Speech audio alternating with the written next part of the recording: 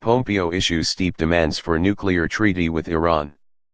Washington Secretary of State Mike Pompeo issued a steep list of demands Monday that he said should be included in a nuclear treaty with Iran to replace the Obama-era deal, threatening the strongest sanctions in history if Iran doesn't change course.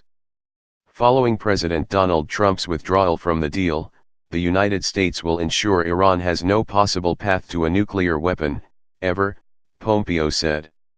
As he called for a better agreement to constrain Iran's activities, he said the U.S. would apply unprecedented financial pressure to bring Tehran back to the table.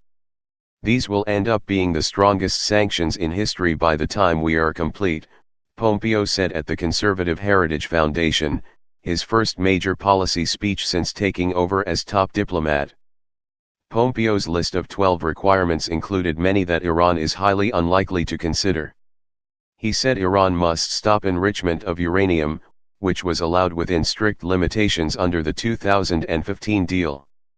Iran must also allow nuclear unqualified access to all sites throughout the country, Pompeo said, alluding to military sites that were off-limits under the 2015 deal except under specific circumstances.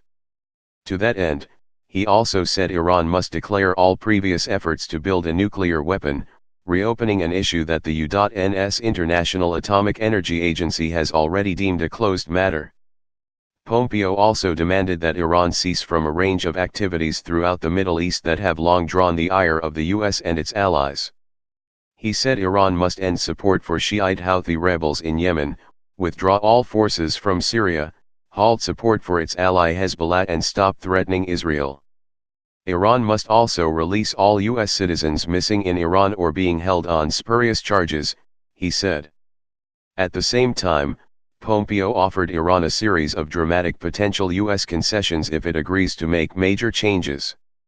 Under a new agreement, the U.S. would be willing to lift all sanctions, restore full diplomatic and commercial ties with Iran, and even support the modernization of its economy, Pompeo said. It is America's hope that our labors toward peace and security will bear fruit for the long-suffering people of Iran, Pompeo said. Pompeo's speech came after Trump earlier this month infuriated U.S. allies in Europe by withdrawing from the 2015 deal brokered by President Barack Obama, Iran, and world powers.